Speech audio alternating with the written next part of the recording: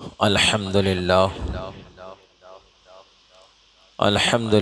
नहमदुहु व नस्तईनुहु व नस्तगफिरुहु व नु'मिनु बिही व नतवक्कलु अलैहि व नऊज़ु बिल्लाहि मिन शुरूरि अंफुसिना व मिन सय्यिआति अमालिना व मन यहदिहिल्लाहु फला मुदिल्ल लहु व मन युद्लिलहु फला हादिय लहु व अशहदु अन ला इलाहा इल्लल्लाह वहदहु ला शरीका लहु व नशहदु अन्न मुहम्मदन अब्दुहु व रसूलुहु फ़क़द क़ालल्लाहु तआला फ़िल क़ुरानिल मजीद वल फ़ुरक़ानिल हमीद फ़अऊज़ु बिल्लाहि मिनश शैतानिर रजीम बिस्मिल्लाहिर रहमानिर रहीम क़ुल ला तअतज़िरू क़द कफ़रतुम बअद ईमानिकुम सदक़ल्लाहुल अज़ीम व बल्लगना रसूलुहुन नबियुल अमीनुल मतीनुल मुबीनुल करीम। हज़रात मुहतरम, मैंने जिस आयत मुबारका की तिलावत का शर्फ हासिल किया है, इस पर कुछ गुफ्तगू करने से पेशतर आइए सबसे पहले हम और आप मिलकर अपने आकाए नामदार मदीने के ताजदार सरवरे इंसो जां इमामुल अंबिया रहमतुल लिल आलमीन की बारगाह नाज में एक मरतबा मोहब्बत व अक़ीदत के साथ झूम झूम कर दुरूद पाक पढ़े अल्लाहुम्मा सल्लि अला सय्यिदिना व मौलाना मुहम्मद व आलिहि व अस्हाबिहि अजमईन। अस्सलातु वस्सलामु अलैका या रसूल अल्लाह, अस्सलातु वस्सलामु अलैका या हबीब अल्लाह, अस्सलातु वस्सलामु अलैका या नबी अल्लाह व अला आलिका व अस्हाबिका या नूर अल्लाह सल्लल्लाहु तआला अलैहि वसल्लम। किसी शायर ने क्या ही खूब कहा है कि दिल के फफोले जल उठे सीने के दाग से, दिल के फफोले जल उठे सीने के दाग से, इस घर को आग लग गई है घर के चिराग से। और कहा कि गैरों से कहा तुमने, गैरों से सुना तुमने, गैरों से कहा तुमने, गैरों से सुना तुमने, कुछ हमसे कहा होता, कुछ हमसे सुना होता। और सैयदी आला हज़रत इमाम मोहम्मद रज़ा ख़ान फ़ाज़िल बरेलवी इरशाद फरमाते हैं, और तुम पर मेरे आका की इनायत न सही, और तुम पर मेरे आका की इनायत न सही, नजदियों कलमा पढ़ाने का भी एहसान गया, नजदियों कलमा पढ़ाने का भी एहसान गया। हज़रात मोहतरम, पिछला जुम्मा मेरा मौज़ू सुखन था इल्मे ग़ैब मुस्तफ़ा, यानी हमारे नबी जनाब मुहम्मदुर रसूलुल्लाह सल्लल्लाहु तआला अलैहि वसल्लम को इल्मे ग़ैब अल्लाह ताला ने दिया या नहीं, इसी पर गुफ्तगू हुई थी। क्योंकि ये मौजू, ये टॉपिक बड़ा लंबा है, इसलिए मैंने सोचा कि अपने इल्म के हिसाब से मैं मुकम्मल करने की कोशिश करूं कि और इस पर गुफ्तगू किया जाए, ताकि लोगों के जहन में ये बात अच्छी तरह से बैठ जाए कि इल्म गैब है क्या। मैं बारहा ये बात आपको समझाने की कोशिश करता हूं कि यही वो इल्म गैब का मसला है जिसकी बुनियाद पर इस इंसान के ऊपर, एक मुसलमान के ऊपर, मुसलमान होने और मुसलमान से खारिज होने का हुक्म लग जाता है। इल्म गैब नबी के लिए जो माने वो मुसलमान रह जाता है, और इल्म गैब जो नबी के लिए ना माने वो काफिर हो जाता है। बस इतनी सी बात है। अब नबी को इल्म गैब है या नहीं, हम अपनी ज़बानी नहीं कुरान की ज़बान से कहेंगे, कुरान तू बता कि नबी को इल्म गैब है या नहीं। जब कुरान से जब हम बात लेंगे तो ये बात अच्छी तरह समझ में आ जाएगी कि कुरान जब कह रहा है तो झूठा होने का कोई सवाल ही नहीं। कुरान के अंदर जो कुछ है सब हक है, अल्लाह की तरफ से अपने हबीब पर नाजिल हुआ। हजरत मोहतरम,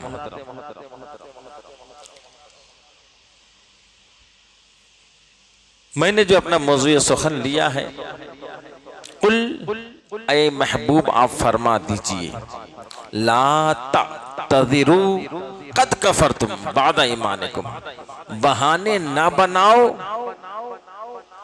तहकीक के तुम काफिर हो चुके ईमान लाने के बाद। कौन कह रहा है? अल्लाह कह रहा है। और किसको कहने कह रहा है? अपने हबीब को कि हबीब आप कह दीजिए। किससे कहा जा रहा है?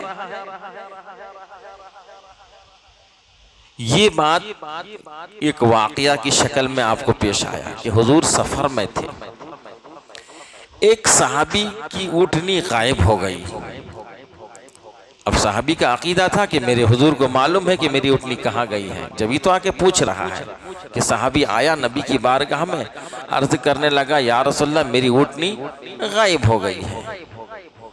तो हुजूर अलैहिस्सलातु वस्सलाम ने कुछ देर वक्फा किया और फिर फरमाया तेरी ऊँटनी फला जंगल में फला दरख्त से उसकी नकील जो नाक में बंदी रहती है ना, लगी हुई है, रस्सी अटक गई है, वहीं वो फंस गई है, जाओ वहां से अपनी ऊँटनी लेकर आओ। अब फला जंगल में फला दरख्त के साथ काफी दूर, निगाहों से दूर, सहाबाए रसूल के दरमियान एक मुनाफिक भी था जो बज़ाहिर मुसलमान तो था लेकिन नबी के इल्म गैब को नहीं मानता था।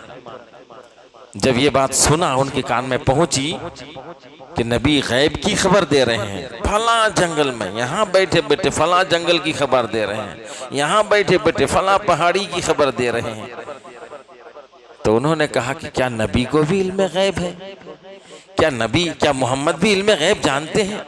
यानी मजाक और तंजिया तौर पर, अरे क्या आप भी जानते हैं? किसी को मजाक के तौर पर कहते ना, कोई किसी ने कोई चीज को बता दिया, अरे आपको भी तो मालूम, मतलब आपको मालूम नहीं। हाँ, मजाकिया तौर पर उन्होंने कहा। लेकिन जब इस तरीके का जुमला कहा जाता है तो वो जुमला उनके लिए ना कहा जाए मुनासिब नहीं, हुजूर के शान में ऐसा जुमला कहना। तो वो जब ये जुमला कहा क्या हुजूर भी इनमें गैब जानते हैं, तो सहाबाए किराम और भी मौजूद थे। दूसरे सहाबाए किराम को जलाल आ गया, गुस्सा आ गया कि तुम क्या बात कर रहे हो? अल्लाह ने अपने हबीब को इल्म गैब दिया है, नबी आलिम गैब हैं, और लफ्ज़ नबी का माना ही है गैब की खबर देने वाला। नबी का मीनिंग अगर आप ढूंढेंगे डिक्शनरी में, अरबी डिक्शनरी में जाकर कि नबी का मीनिंग क्या है, लफ्ज़ नबी निकालेंगे उसका मीनिंग उर्दू में क्या है, तो आपको मिलेगा गैब की खबर बताने वाला। नबी का माना ही है गैब की खबर बताने वाला। तो सहाबाए किराम नाराज हो गए। तो मुनाफिक समझा कि मेरी हालत अब बिगड़ने वाली है, कहीं ऐसा ना हो मुझ पर कोई सहाबी हमला कर दे, इसलिए कहने लगे नहीं मैं यूं ही तो मजाक कर रहा था, अगर नहीं बोलेंगे तो रास्ता कैसे कटेगा? सफर में थे, अगर नहीं बोलेंगे तो रास्ता कैसे कटेगा?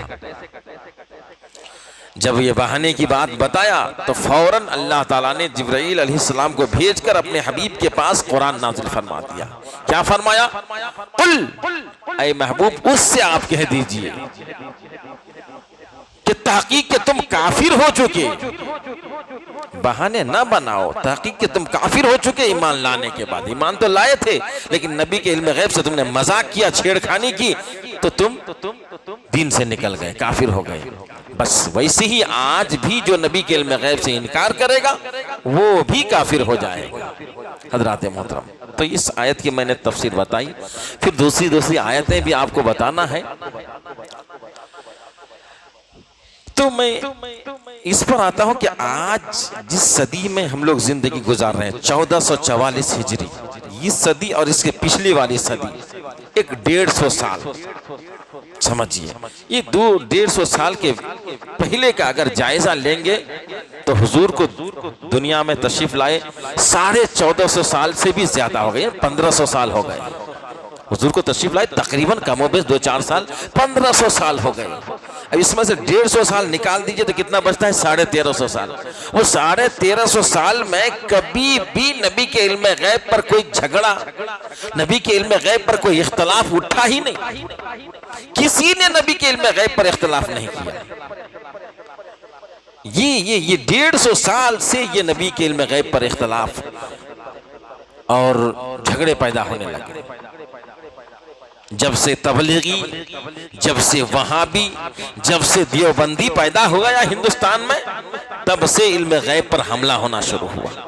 हजरात मोहतरम, अब फतवा रशीदिया की गंदी और कुफरी और बरहना और नंगी इबारत ने इसमें इतना इख्तलाफ पैदा कर दिया, इतना इख्तलाफ पैदा कर दिया कि इख्तलाफात के न जाने कितने सूते फूट पड़े।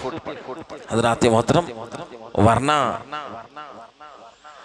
इल्म गैब ऐसी चीज है जिसे दिन के उजाले में 12 बजे दिन को धूप निकला हो उस वक्त सूरज का इनकार कोई कर सकता है? कोई नहीं कर सकता। ऐसे वक्त में सूरज का इनकार कर देना, अपनी आंखों पर पट्टी बांध लेना और कहना कि सूरज नहीं निकला है, तो इससे ज्यादा कम अकली और गुमराही और बेवकूफी क्या हो सकती है? बस ऐसे ही नबी को तो नबी मानना, नबी का कलमा पढ़ना और नबी के कलमा पढ़ने के बाद फिर नबी के इल्म गैब से इनकार कर देना। ऐसा ही है जैसे दिन दोपहर में सूरज का इनकार कर रहा है।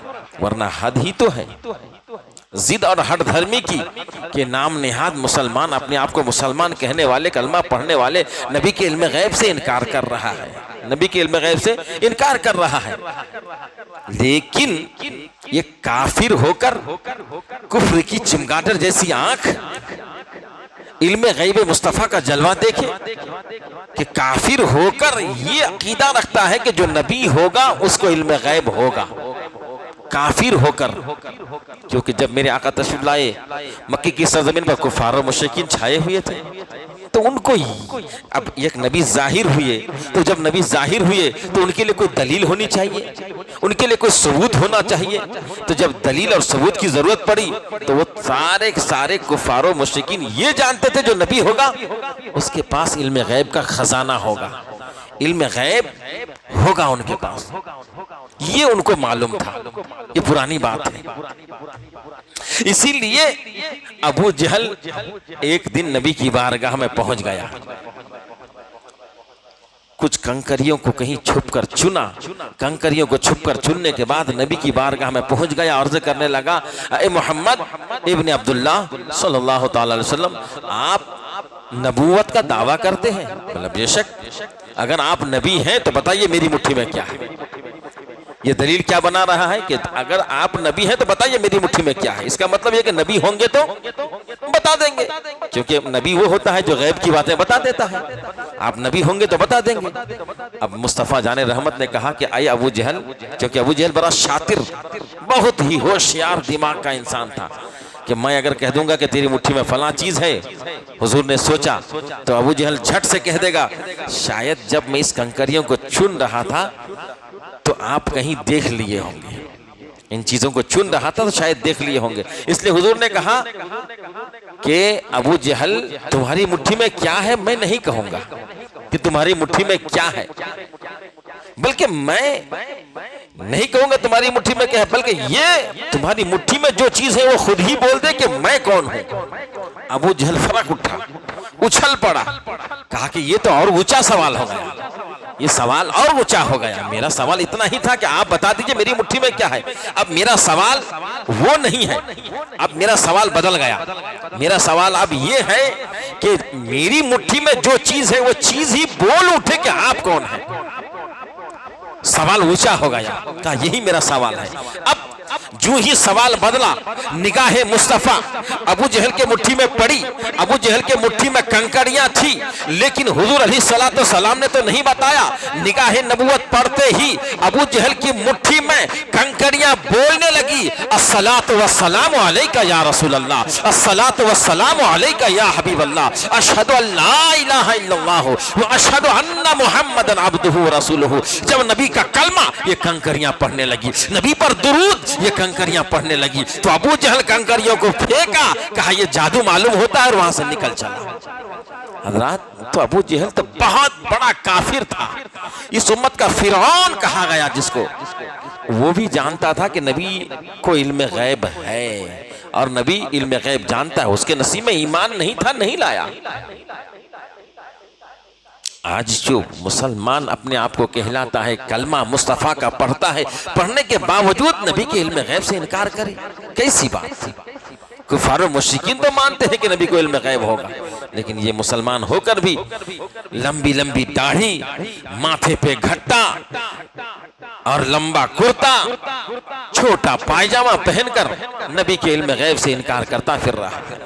एक अजीब मसला बन गया। आजकल मस्जिदों में भी ये ऐलान करते हैं, आम लोगों के ईमान को खराब कर रहे हैं। अब तक तो किताबों में बात थी उनकी, आप मस्जिद में भी ऐलान करता है। किसी तबलीगी वहाबी को चेक करना है, बोल दीजिए, उनसे पूछ लीजिए कि नबी के लिए इल्म गैब मानते हो कि नहीं। किसी तबलीगी को चेक करना है कि तबलीगी है कि सुन्नी है, क्योंकि अक्सर तबलीगी कहीं मिल जाए ना, उनसे पूछेंगे आप सुन्नी है कि तबलीगी, तो कहेगा मैं सुन्नी हूँ। क्या कहेगा? मैं सुन्नी हूँ। तो उनको फौरन पूछ लीजिए कि अगर आप सुन्नी हैं तो ये कहो कि नबी को इल्म गैब है कि नहीं।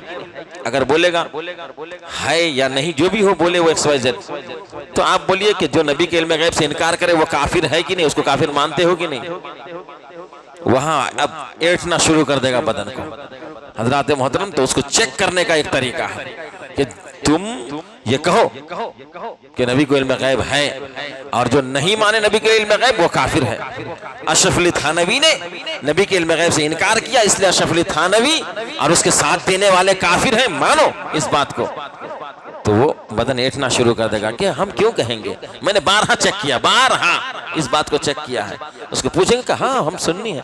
तो नबी अशरफ अली थानवी ने नबी के इल्म गैब से इनकार किया, कहो कि अशरफ अली थानवी काफिर है। क्या हम क्यों कहेंगे, वो नहीं माना तो नहीं माना, हम क्यों उसको काफिर कहें। हज़रात मोहतरम, ऐसी बहुत सारी बातें आती हैं। बहरहाल अल्लाह तबारक व तआला ने दूसरी जगह कुरान अज़ीम में इरशाद फरमाया, वमा हुआ अलल गैबि बेज़नीन, और वह गैब बताने पर बखील नहीं है। किसके बारे में रब फरमा रहा है? अपने हबीब के बारे में, कि गैब बताने पर बखील नहीं है। अब बखील और सखी को समझना पड़ेगा आपको। बखील वो आदमी है जिसके पास दौलत हो, लोगों को देता नहीं तो बखील। दौलत है, लोगों को लुटाता है तो सखी। सही? दौलत है, देता नहीं तो बखील, देता है तो सखी। अब एक आदमी के पास फूटी कोड़ी भी नहीं, 1 रुपये 1 पैसा भी नहीं है, तो वह आदमी बखील भी नहीं, सखी भी नहीं, क्योंकि उसके पास कुछ है ही नहीं, तो बखील नहीं। अब कुछ रहता तो लुटाता, लुटाता ही नहीं किसी को, तो सखी भी नहीं। जिसके पास है वो लुटाता है तो वो सखी, जिसके पास नहीं है, लुटाने का सवाल ही नहीं, तो वो बखील भी नहीं, वो सखी भी नहीं। अब रब ने अपने हबीब के बारे में फरमाया, वमा हुआ अलल गैबि बेज़नीन, और वो गैब बताने पर बखील नहीं है। जब गैब बताने पर मुस्तफ़ा जाने रहमत बखील नहीं है, इसका मतलब सखी है, और सखी है तो इल्म गैब का खजाना अल्लाह ने अपने फजल से अपने हबीब को अता फरमाया है, और खुद फरमा रहा है कि मेरा हबीब गैब बताने पर बखील नहीं है बल्कि सखी है, मैंने उसको गैब का खजाना अता फरमाया। हज़रात मोहतरम, इससे भी कुरान की आयत से पता चला कि नबी को इल्म गैब अल्लाह ने अता फरमाया। अब कोई नबी के इल्म गैब से इनकार करे तो कुरान की इस आयत का इनकार करना पाया जाएगा। अब कुरान की आयत का इनकार करने वाला आदमी काफिर हो जाता है। हज़रात मोहतरम, सोचने और समझने की बात है। कोई ये सोच सकता है कि नबी से ज्यादा इल्म हजरत जिब्रील को हो, क्योंकि वो फरिश्तों के सरदार हैं। तो सुनिए, कुरान करीम का नुज़ूल हो रहा है।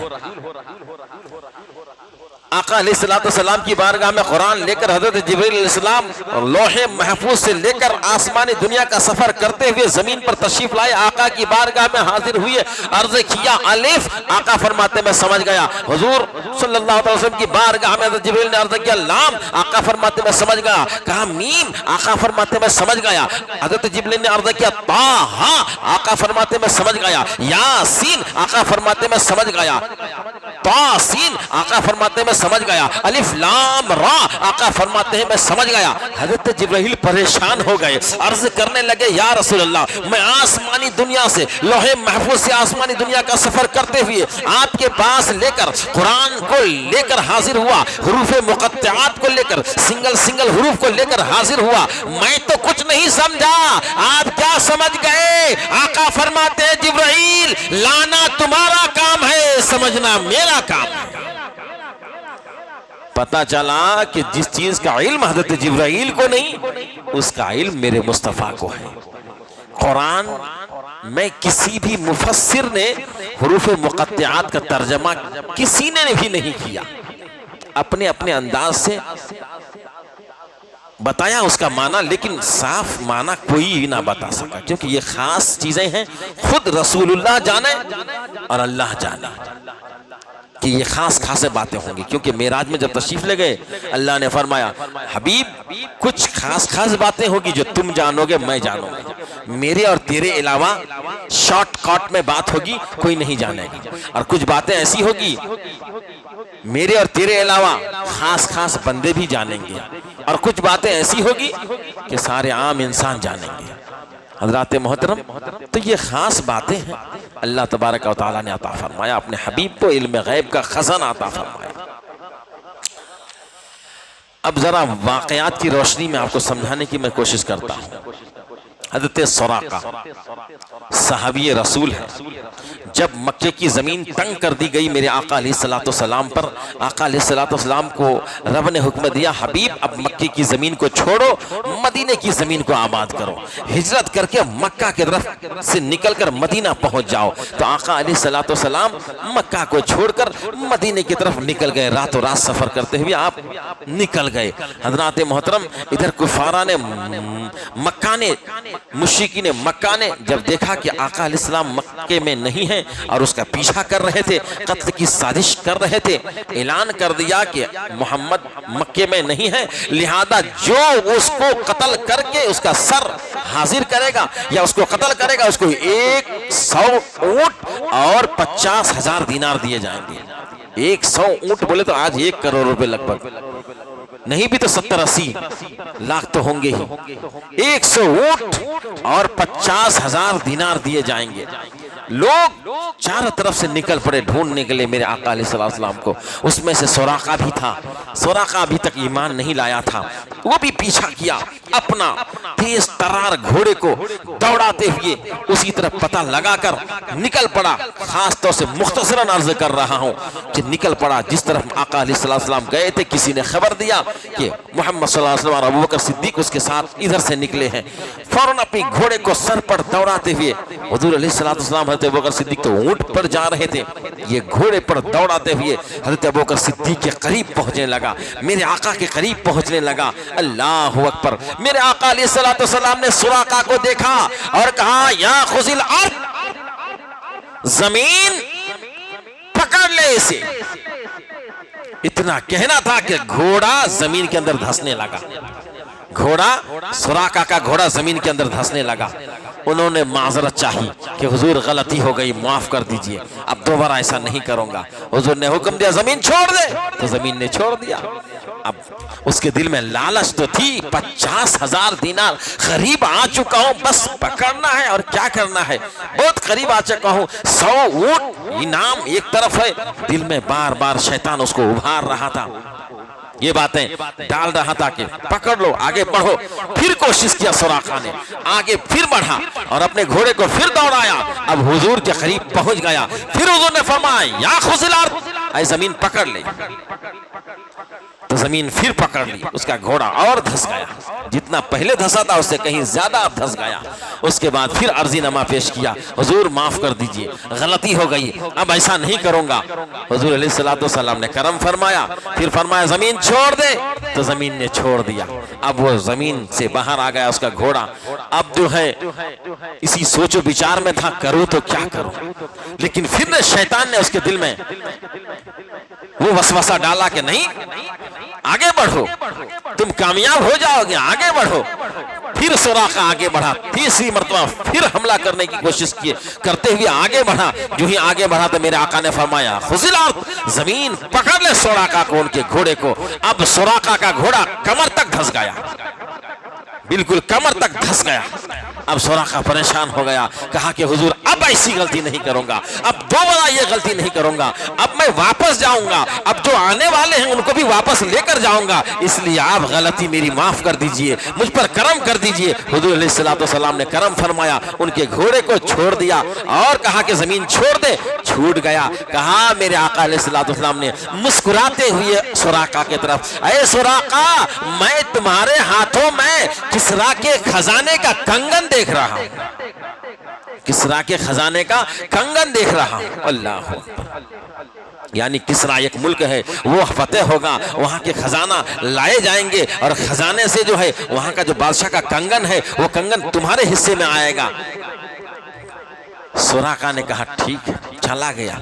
फतेह मक्का हुआ तो सुराका ईमान लेकर आया।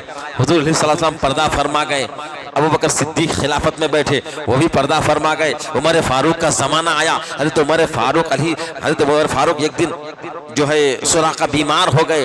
अब आखिरी वक्त ऐसा महसूस हो रहा लोगों को कि हज़रत सुराका का आखिरी वक्त है, अब इस दुनिया से जाने वाले हैं। हज़रत उमर फारूक भी हाजिर हुए, हाजिर होकर उनकी इयादत करते हुए कुछ ऐसे जुमले, कुछ ऐसा सेंटेंस, कुछ ऐसी बातें करने लगे जो आखिरी वक्त, मौत के वक्त में आदमी के साथ किया जाता है। हज़रत सुराका तड़प उठे और अर्ज करने लगे, या अमीरुल मोमिनीन, ऐ अमीरुल मोमिनीन, अभी मेरी मौत का वक्त नहीं आया है, अभी मैं मरने वाला नहीं हूं, क्योंकि मेरे आका जो तमाम नबियों का सरदार है, तमाम रसूलों का सरदार है, गैब दान नबी ने मुझे बता दिया है कि ऐ सुराका, मैं तेरे हाथ में किसरा के खजाने का कंगन देख रहा हूं। जब तक किसरा का मुल्क फतह नहीं होता, वहां का खजाना लश्कर इस्लाम नहीं लाता, मेरे हिस्से में वो कंगन नहीं आता, मुझे मौत नहीं आएगी। जब तक वो खजाना मेरे हाथ में नहीं आएगा, मुझे मौत नहीं आएगी। अल्लाह अकबर। आखिरकार ऐसा ही हुआ, आपको मौत नहीं आई। कुछ जमाना गुजरा, कुछ महीने गुजरे, फिर किसरा मुल्क फतेह हुआ, वहां के खजाने इस्लामी लश्करों को मिला, फिर लाने के बाद यहाँ तकसीम किया। फिर हजरत उमर फारूक ने वो किसरा का कंगन हजरत उमर फारूक ने सुराका के हाथ में दिया और सुराका ने वो सोने का कंगन पहना और फिर आंखों में आंसू आ गए कि अब मेरा आखिरी वक्त आ चुका है, क्योंकि हुजूर ने जो इल्म गैब दिया था, पेशिन गोई की थी, वो पूरी हो गई। आखिरकार आपको मौत वाक़ई हुआ। हजरात, इल्म गैब किस चीज का नाम है? कई साल पहले, 12, 14, 15, कहां 13 साल उधर और इधर कम से कम 5-7 साल ही माने अगर, तो करीब करीब 20 साल का अरसा के बाद ये वाकया पेश होने वाला था। हुजूर ने 20 साल पहले ही बताया कि मैं तुम्हारे हाथ में सोने का कंगन देख रहा हूं वहां के मुल्क का। इल्म गैब किसका नाम है? इसी को तो इल्म गैब कहते हैं कि जो चीज बरसों के बाद होने वाली हो अभी बता देंगे। अब देखिए, इसी तरीके से हज़रत उमर फारूक को देख लीजिए। हज़रत उमर फारूक का ज़माना है, आप खिलाफत संभाल रहे हैं। लश्कर इस्लाम कहीं दूर, कई हजार मील दूर जाकर मुसलमान के लश्कर कुफार और मुशरिकीन के साथ लड़ाई कर रहे हैं और धोखा देकर कुफार और मुशरिकीन के लश्कर मुसलमानों के लश्करों को कत्ल कर रहे हैं, शहीद कर रहे हैं। हज़रत अबू बकर उमर फारूक रज़ियल्लाहु ताला अन्हु मिंबर पर तशरीफ फरमा है और खुतबा दे रहे हैं। खुतबा देते देते कहा, या सारियतुल जबल, जो उस लश्कर का जो सिपह सालार था, जो जिम्मेदार था, जो अमीर था, उसका नाम था सारिया। हजारों किलोमीटर दूर में वो लोग लड़ाई कर रहे हैं, उमर फारूक मदीने में है, कहा या सारियतुल जबल। अचानक खुतबा देते देते हजरत उमर फारूक ने कहा या सारियतुल जबल। सारे लोग परेशान हो गए, क्या हो गया? हजरत सारिया तो अभी कई हजार किलोमीटर दूर पे जाकर जंग कर रहे हैं, या अचानक हजरत सारिया को पुकार रहे हैं उमर फारूक, आखिर बात क्या है? अल्लाहु अकबर बताते हैं कि हजरत सारिया के कान में कई हजार किलोमीटर दूर, जब फोन का जमाना नहीं था, मोबाइल का जमाना नहीं था, आवाज पहुंची कि मुझे उमर फारूक पुकार रहे हैं, या सारियतुल जबल, अरे सारिया पीछे पहाड़ को पलट कर देख, दुश्मन इस्लाम हमला करने वाले हैं। हजरत सारिया फरमाते मैंने यूं ही उमर फारूक की आवाज सुनी तो पीछे पलट कर पहाड़ी को देखा तो दुश्मन इस्लाम हम पर हमला करने वाले थे, हमने पलट कर उन पर हमला किया तो हम लड़ाई जीत गए, और उसके बाद फतेह और नुसरत की कामयाबी खुशखबरी सुनाकर मदीना लेकर आए। बताना मकसद ये है, कई हजार किलोमीटर दूर में जंग लड़ी जा रही है, उमर फारूक जो नबी के गुलाम हैं, आप मदीने में बैठकर उस जंग के हालात को मुलाहिदा फरमा रहे हैं, जंग के हालात को देख रहे हैं और ये भी बता रहे हैं कि तुम जंग जीत कैसे सकते हो, इस तरीके से हमला करो तुम जंग जीत जाओगे। तो जब नबी के गुलामों के इल्म का ये आलम है तो मुस्तफा जाने रहमत के इल्म का क्या आलम? उतनी दूर तक पहुंचे हजरत उमर फारूक, हजरत अली का वाक़या। हजरत अली के पास एक दिन जिब्राइल अलैहिस्सलाम पहुंच गए, अर्ज किया कि बताइए इस वक्त जिब्राइल कहाँ है? हजरत अली ने दाएं देखा, बाएं देखा, आगे देखा, पीछे देखा, आसमानों में सर उठाया, जमीन में देखा, सब कुछ देखने के बाद कहा कि ना तो जिब्राइल इस वक्त आसमानों में है, ना तो जिब्राइल इस वक्त जमीनों में है, ना तो जिब्राइल इस वक्त मशरिक में है, न मगरिब में है, न दक्षिण में है, न उत्तर में है, कहीं जिब्राइल नहीं मालूम हो रहा है, मेरे इल्म के हिसाब से तू ही जिब्राइल मालूम होता है। अब मैं ये कहना चाहता हूं कि हजरत अली की बसारत, अली की आंखों का कमाल देखो, आसमानों को देख रहे हैं, एक नहीं सातों आसमान को देख लिया, सातों जमीन को देख लिया, पूरा पश्चिम उत्तर दक्षिण पूरी दुनिया को देख लिया और कहा कि कहीं नहीं है जिब्राइल। जब हजरत अली के इल्म का ये हाल है, सातों आसमान को देख रहे हैं, सातों जमीन को देख रहे हैं, पूरब से पश्चिम उत्तर से दक्षिण तक देख रहे हैं, जब नबी के गुलाम हजरत अली का इल्म का ये आलम है तो मुस्तफा जाने रहमत का इल्म का क्या आलम होगा? हजरत अली तो दरवाजा है इल्म का, और मेरे आका क्या है इल्म का? शहर। मेरे आका इल्म का शहर है, हजरत अली दरवाजा है। तो फिर जब दरवाजे का ये आलम है तो शहर का हाल क्या हाल होगा, शहर का क्या आलम होगा? हजरत गौसे आजम को देख लीजिए, हजरत गौसे आजम फरमाते हैं अगर मेरे ऊपर शरीयत की पाबंदी नहीं रहती, शरीयत की रोक नहीं रहती तो तुम घर में क्या खाते हो मैं कह देता, तुम घर में क्या जमा रखते हो मैं घर में कह देता, मैं यहीं से बैठकर कह देता, तुम घरों में क्या खाते हो, क्या पीते हो, क्या जमा रखते हो, वो सारी चीजों का जिक्र मैं यहीं से बैठकर कह देता, और सारी दुनिया के शहरों को मैं ऐसा ही देखता हूँ हाथ की हथेली में, जैसे अपने राई के दाने को देखता हूँ, रात के राई के दाने को जैसा देखता हूँ अपने हाथ की हथेली में, वैसे ही सारी दुनिया के शहरों को देखता हूँ।